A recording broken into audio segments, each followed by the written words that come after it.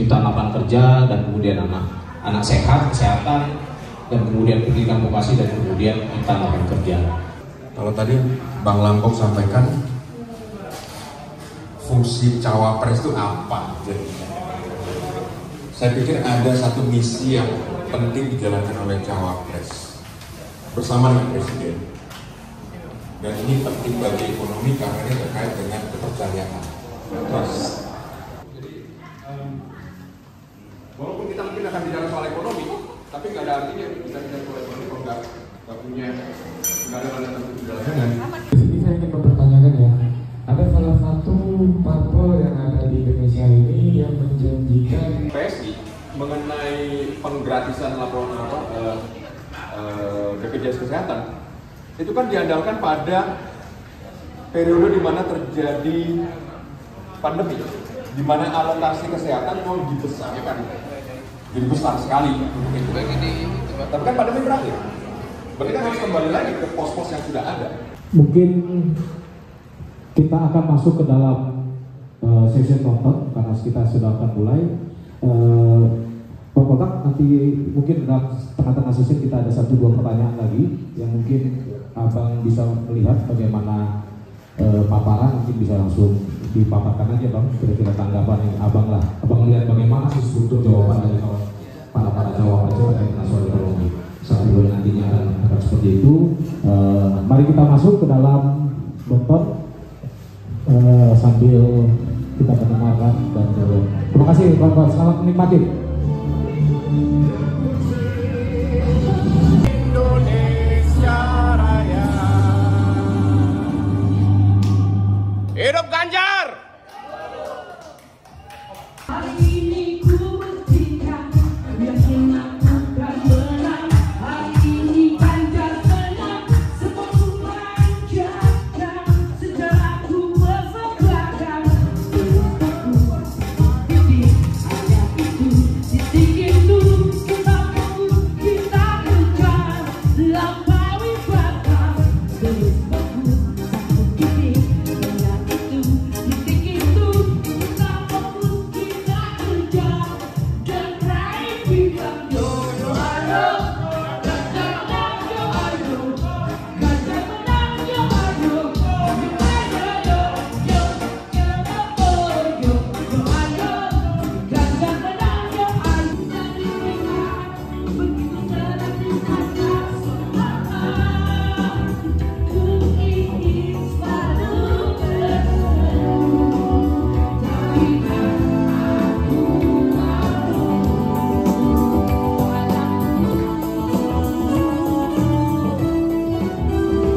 Harus menjaga ketertiban, keamanan, serta kebersihan dan tidak membawa barang-barang yang dilarang serta dapat membahayakan orang lain di lokasi depan. Selanjutnya calon wakil presiden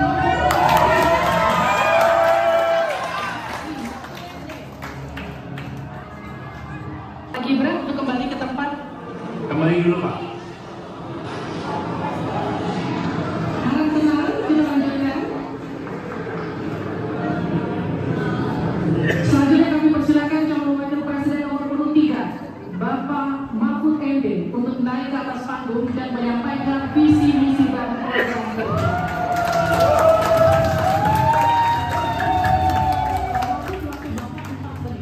Kami akan mulai ketika Bapak mulai berbicara. Silakan.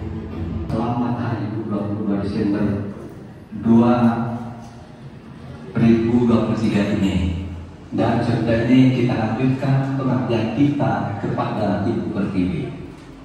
Ada yang bertanya kepada kami, mungkin tidak Anda menargetkan mendapat pertumbuhan ekonomi 7% di dalam 1 tahun, karena di dalam sejarah reformasi tidak pernah sampai tumbuh sebanyak 7%. Dulu hanya itu dicapai pada tahun 89 sampai 91 di era Orde Baru. Lalu pertanyaan itu saya sampaikan kepada beberapa orang ahli. Lalu mereka mengatakan hanya karena kebodohan kita ini tidak bisa menaikkan pertumbuhan ekonomi menjadi 7% karena kita ini kaya raya dengan sumber daya alam dan sumber daya manusia yang hebat. Masalah masalahnya apa? Masalahnya banyak korupsi dan inefisiensi di sektor-sektor pertumbuhan ekonomi, yaitu sektor konsumsi, belanja pemerintah, ekspor impor dan investasi. Jadi dengan demikian karena banyak korupsi dan itu memang betul terjadi. Coba kalau mau investasi di Indonesia ini diperas, mau berusaha ini diperas. Kalau kami bayar padahal diperas, lalu ketahuan kami ditangkap katanya kami menyuap. Itulah Indonesia ini pada saat ini. Oleh sebab itu, saudara sekalian, kita harus lawan korupsi. Menembang istilah anak muda, hai koruptor, utak darah, hai mundur kawin. Nah, korupsi sedang.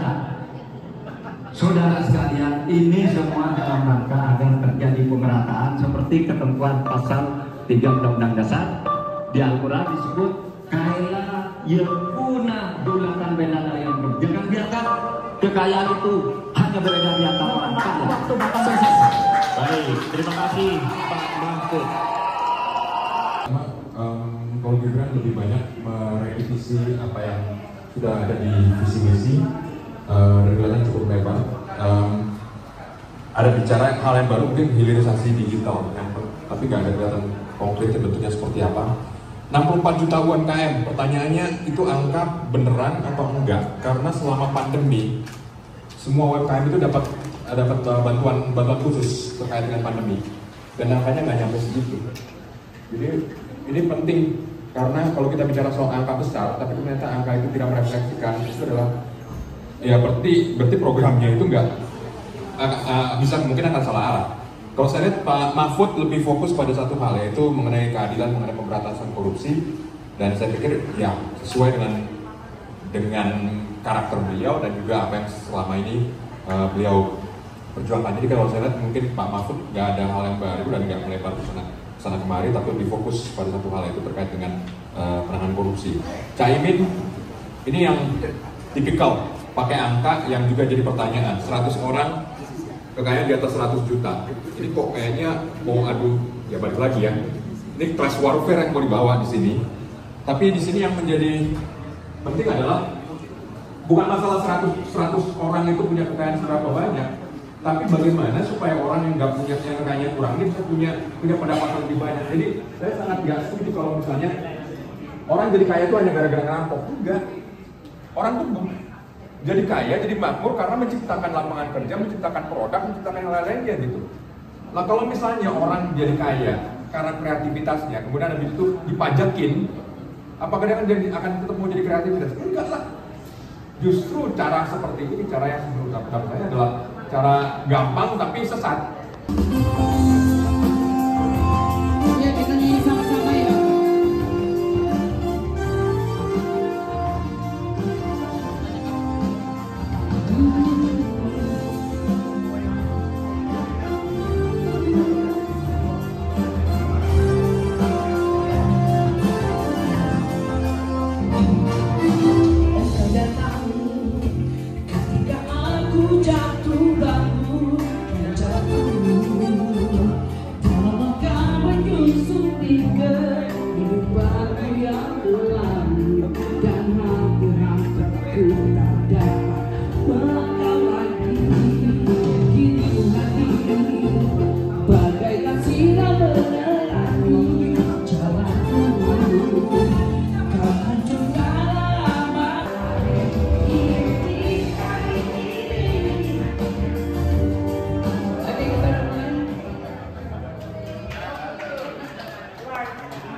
Dimasukkan ke tempat yang kosong tidak apa-apa, Pak. Cukup di tempat nanti Bapak, diangkat saja Bapak. Baik, tolong dihadapkan ke kami Bapak. Ekonomi, kerakyatan, dan digital. Pertanyaannya, bagaimana kebijakan paslon untuk mengatasi hal tersebut? Waktu untuk menjawab 2 menit, dimulai sejak Bapak menjawab. Kami persilakan. Baik, kalau kebijakan data digital, yang terakhir ini kita sudah punya 2 undang-undang yang baru, yaitu Undang-Undang PDP dan Undang-Undang ITE yang baru saja diresmikan. Tapi lebih dari itu, menurut saya digital atau ekonomi digital ini tidak bisa dihindarkan oleh siapapun. Oleh sebab itu, ya kita tidak bisa menolaknya, tetapi harus berhati-hati karena terjadi disrupsi yang luar biasa dalam perkembangan digital ini. Saya menangani kasus misalnya pinjol, di mana rakyat menjadi korban dari kegiatan ekonomi digital. Ada kripto misalnya. Kasus pinjol itu sendiri sungguh sangat problematik. Kenapa? Karena dia dibuat secara hukum perdata melalui gadget. Rakyat yang tidak tahu langsung bilang, kamu mau pinjam uang sekian? Yes. Bunganya sekian? Yes. Kalau tidak bayar sekian? Yes. Itu perdata. Dan itu banyak yang menjadi korban. Banyak yang sampai bunuh diri. Ada seorang dari Semarang, seorang guru meminjam hanya 500.000, kemudian hutangnya menjadi 240 juta karena selalu bertambah bunganya. Kemudian ada yang sampai bunuh diri.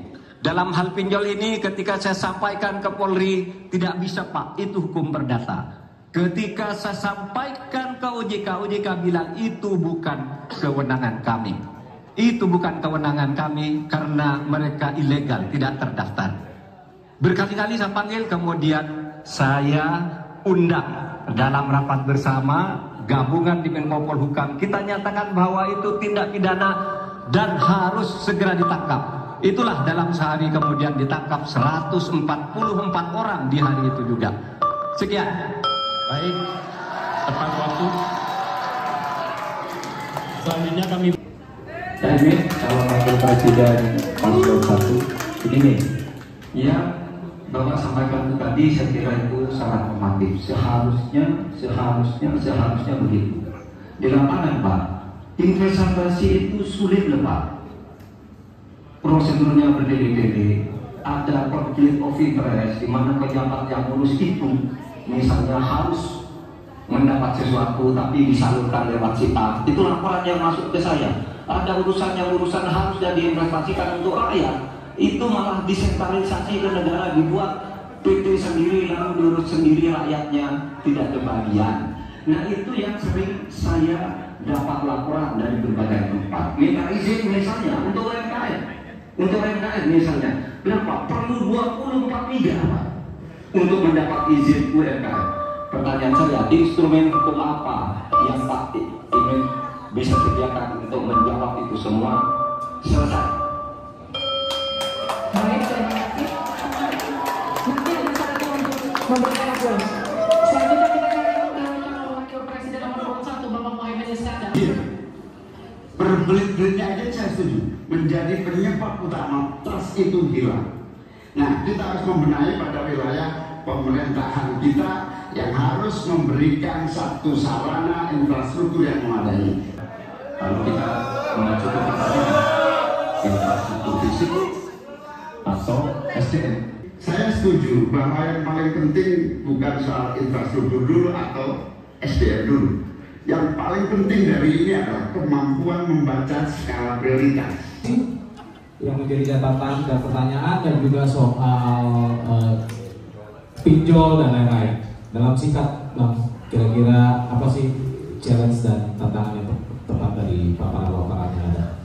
Ya, terima kasih Bang Lampung. Jadi digitalisasi itu semua juga mengusung digitalisasi dan serius mengenai pinjol ini memang masalah serius.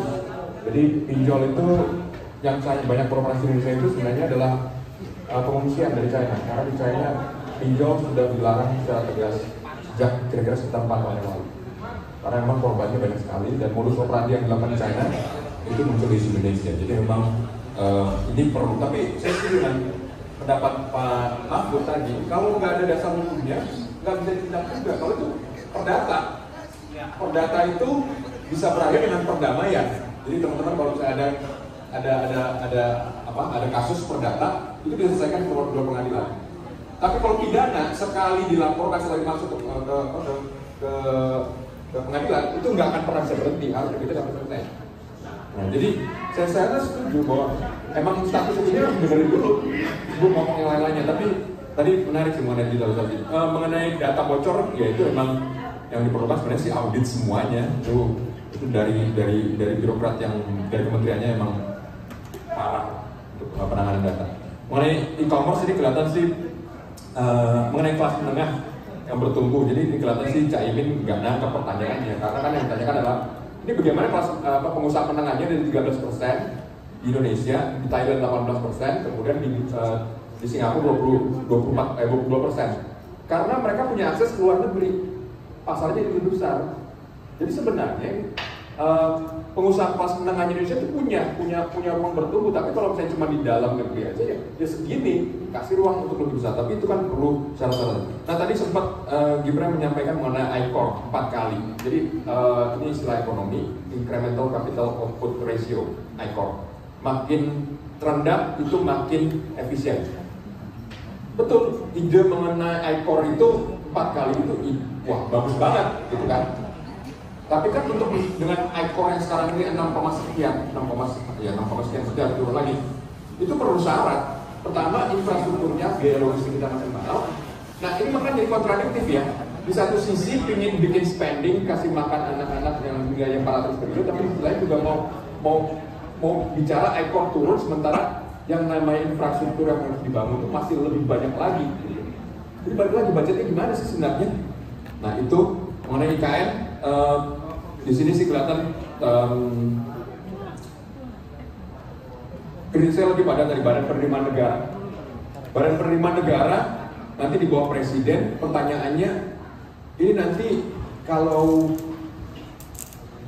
wewenangnya BKPM jadinya nanti di mana? Wewenangnya Kementerian Keuangan ada di mana dan lainnya.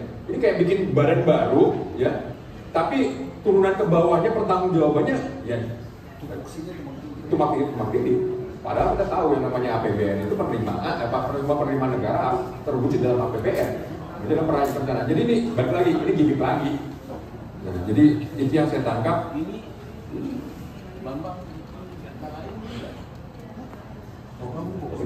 Ya, itu sih kira-kira yang dalam tangkapan saya. Jadi saya melihat sih kalau Pak Mahfud itu konsisten bicara mengenai hukum, secara ekonominya juga sisi hukum juga, penanganan korupsi sisi hukum juga, pinjolnya sisi hukum juga statusnya. Jadi punya kekuatan di kompetensi yang memang beliau punya. Gitu. Yang parah saya memang Caimin sih. Karena pertanyaannya juga nggak ngerti, gitu. Jawabnya juga nggak ngerti, dan ditanya dan lain-lain, dan masuk ke jebakan sendiri mengenai kain tadi. Sederhana aja, gini teman-teman ya. Jadi apa kalau ibu kota negara masih di Jakarta, apa ya Jakarta bisa tambah luas? Enggak. Yang ada makin sempit. Kenapa? Sebentar lagi, ya kita tahu, yang tanggul raksasa yang harus dikerjakan oleh Anus nggak dikerjakan kan? Nah kemudian padahal yang namanya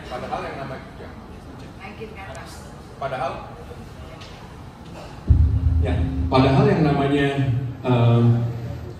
permukaan laut makin naik, sementara permukaan daratnya malah turun. Aneh gitu. Menurut bapak saya ada orang yang nggak mengerjakan PR-nya, lantas bikin ibu kotanya tetap di Jakarta. Kita tepuk tangan untuk Bang Botak. Itu menjadi presentasi kan. Kita terima kasih atas masukan pemahaman singkat-singkatnya kepada kita sehingga kemudian kita mendapatkan dan meyakinkan bahwa ada satu hal bahwa ya konsistensi dalam politik kita lihat dari tadi, konsistensi menjawab dalam politik itu menjadi penting, itu menjadi kunci bagi kita untuk dalam konteks memilih siapa presiden dan wakil presiden kita di 2024 nanti. Terima kasih Bang Botak. Ini ada semacam souvenir dari teman-teman DPR kami. Ya. Terima kasih. Ya sekali lagi tepuk tangan kepada Bang Botak.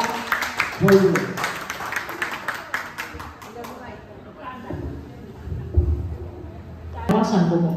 Pertanyaannya, bagaimana strategi paslon menyiapkan instrumen fiskal khusus untuk mengatasi masalah tersebut? Waktu Bapak untuk menjawab 2 menit. Kita mulai ketika Bapak mulai berbicara. Silakan. Terima kasih. Perkotaan ini menjadi kebutuhan untuk terus menjadi bagian dari pembangunan nasional kita. Tidak setuju sama IKN, tapi ya monggo aja dan Bapak. Yang jelas untuk permasalahan perkotaan kita harus menggarap transportasi umumnya. Kita pastikan transportasi umum ini aman, nyaman. Ya, Kak Imin, saya Ada kakek juga mau membangun 40 kota selevel Jakarta. Ya, apa itu bisa dilaksanakan 5 tahun Bapak menjadi presiden dan wakil presiden? Berapa kota dalam 5 tahun? Ini IKN aja sudah puluhan tahun baru dilaksanakan. Itu pun yang investasi baru dalam bentuk janji, belum ada yang melaksanakan. Lalu sudah nampak dulu. Pertanyaannya, bagaimana strategi paslon untuk memastikan penyediaan infrastruktur sosial tanpa membebani keuangan daerah? Waktu Anda untuk menjawab 2 menit, kita akan mulai ketika Anda berbicara. Silakan. Baik, terima kasih. Jika kita bicara masalah sanitasi dan air bersih, ini nanti nyambung ke masalah stunting. Untuk masalah sanitasi, ini perlu kolaborasi banyak pihak.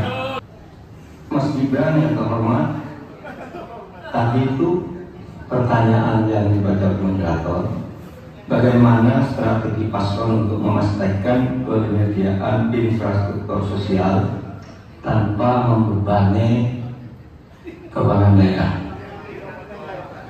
Kayaknya belum terjawab. Tadi yang dijawab itu infrastruktur fisik semua.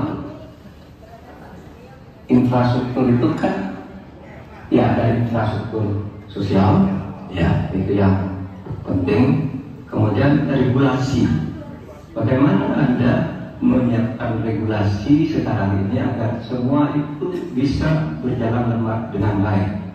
Nah, kalau infrastruktur fisik mungkin sih bisa saja diutak-atik dari APBN, APBD, gitu ini. Tapi masalahnya kita punya problem dengan infrastruktur sosial seperti yang kita lihat tadi. Nah, itu saya kira yang perlu dijelaskan lebih jauh serta. Anda habis, Pak. Baik, kita akan ke calon wakil presiden nomor urut 1, Bapak Muhaimin Iskandar, untuk menanggapi. Waktunya 1 menit. Infrastruktur yang disampaikan Pak Gibran menjadi bagian dari yang perlu disediakan. Tapi infrastruktur sosial atau infrastruktur kerakyatan, pada dasarnya kita bisa melibatkan semua pihak untuk hadir dan memberikan solusi. Saya berikan kembali waktu untuk Pak Gibran untuk menanggapi atas tanggapan dari Pak Mahfud dan Pak Muhaimin. Baik, terima kasih. Mungkin Prof. Mahfud dan Gus Muhaimin kurang paham dengan apa yang sudah saya katakan. Saya juga bicara masalah infrastruktur sosial stunting itu, Pak. Ya, tapi nggak apa-apa. Saya jelas lagi. Kita punya program makan siang gratis. Tapi sekali lagi, program makan siang gratis ini adalah investasi menuju Indonesia emas. Pak Mahfud MD dengan subtema perdagangan. Untuk meliberalisasi perekonomian, Indonesia telah meratifikasi lebih dari 25 perjanjian perdagangan bebas. Menurut saya, untuk mengoptimalkan pemanfaatan perjanjian sekalian, saya dan Mas Nerja kebetulan Ganjar Mahfud ini sudah berdiskusi lama tentang ini. Sekurang-kurangnya ada 3 hal yang menjadi strategi kami. Pertama, mengutamakan diplomasi ekonomi, sehingga para duta besar yang ada di luar negeri itu, menurut Pak Jokowi pada saat awal-awal kami dilantik, duta besar itu adalah duta ekonomi. Optimalkan diplomasi ekonomi dengan negara-negara lain, yaitu. Kemudian yang kedua, juga kami akan melakukan perdagangan untuk mengintegrasikan perdagangan nasional kita ini ke perdagangan global, sehingga memenuhi standar-standar internasional untuk setiap apa yang kita punyai mau dimasukkan ke dunia global itu sudah jelas standarnya bisa diterima itu. Dan kita juga membuat regulasi di sini agar tidak misalnya upaya perdagangan kita lalu diblokir atau dicurangi oleh teman-teman kita sendiri, pelaku-pelaku ekonomi di dalam yang berintegrasi atau berkoalisi dengan pejabat-pejabat publik. Kemudian, kalian, kami akan mengutamakan penguatan ekonomi nasional agar ekonomi nasional itu juga bisa tumbuh ke dalam, sehingga nantinya masuk dengan strategi kedua tadi, bahwa kualitas barang dagangan kita itu bisa diterima di luar negeri dan produktif, sehingga juga tidak susah misalnya kalau diterima oleh dunia internasional. Saya kira itu bagian strategi yang sudah kami diskusikan dan selesai. Terima kasih Pak Mahfud.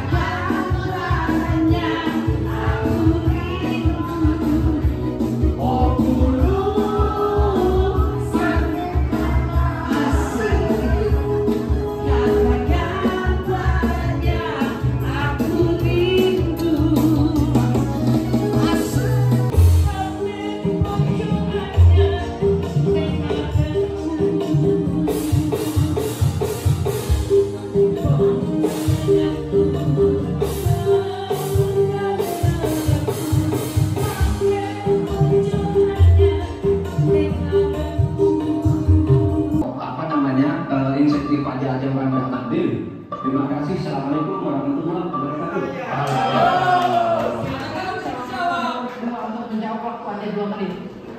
Prof Mahfud, yang namanya menaikkan rasio pajak dan menaikkan pajak itu beda. Satu, gimana caranya menaikkan penerimaan pajak atau menaikkan rasio pajak? Saya tadi sudah bilang di segmen sebelumnya, kita akan membentuk badan penerimaan pajak dikomandoi langsung oleh Presiden, sehingga akan mempermudah koordinasi dengan kementerian-kementerian terkait. Itu.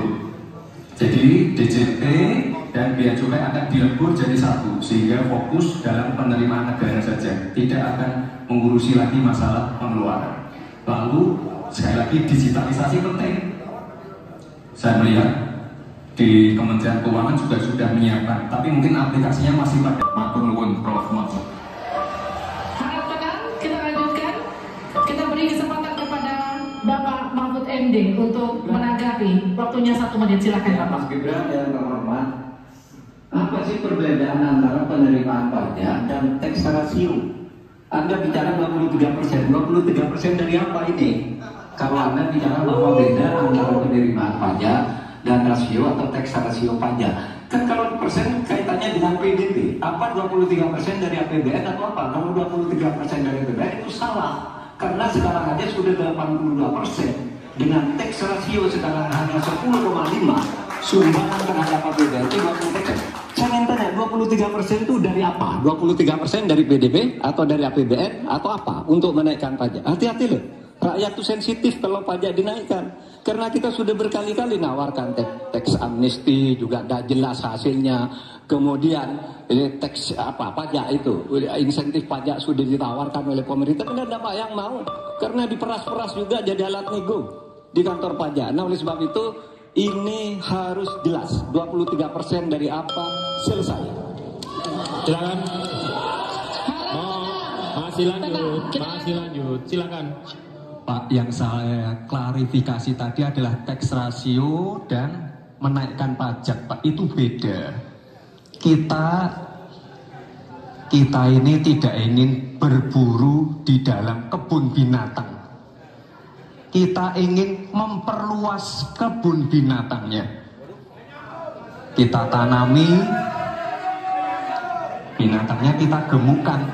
Artinya apa? Membuka dunia usaha baru. Sekarang NPWP, yang punya NPWP ini baru 30%. Artinya apa? Kita harus melakukan intensifikasi dan ekstensifikasi. Saya tahu pasti pada negatif tinggi. 99% penduduk berebut mengelola hanya 20% lahan sisanya. Memang timpang.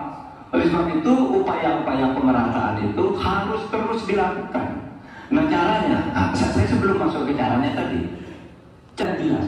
Saya pernah dikritik, Pak, kenapa ini pemerintah ini sekarang kok lahannya tidak jelas? Diserahkan ke orang semua, rakyat tidak kebagian.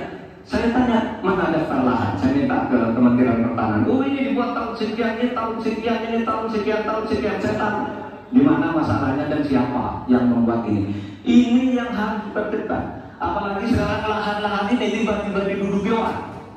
Diduduki orang sampai puluhan tahun negara gimana? Bahkan mau diberi ampun kemarin itu, diberi pengampunan pajak. Saya bilang ini harus pidana masuk. Itu dia menguasai tanah 22 tahun dan bayar pajak lalu diberi ampun asal mulai baik-baik kembalikan seadanya pajak dan bisa terbilang. Nah sekarang dia ini sudah masuk pidana dan sudah ikat. Nah itu saya kira jalan yang keluarnya itu kedisiplinan kita menegakkan aturan. Itu saja saya kira jawaban yang menurut saya simpel dan cepat selesai. Baik, silakan Pak Muhaimin untuk memberikan tanggapan dari jawaban Pak Mahfud tadi. Terima kasih. Nelayan sejahtera, 17 disabilitas mandiri berprestasi, 1 desa, 1 mobil akses, 18 internet super cepat, gratis dan merata, 19 bansos pasti lanjut tapi harus tepat sasaran, 20 sikat KKN, dan terakhir KTP Sakti. Segala kebijakan pemerintah harus mengutamakan kemakmuran dan kesejahteraan rakyat, termasuk memelihara fakir, miskin, dan anak terlantar seperti ketentuan pasal 34 ayat 1 Undang-Undang Dasar. Semoga niatan baik dan keikhlasan kami mendapat ganjaran ilahi dan tercatat di lauhul mahfuz.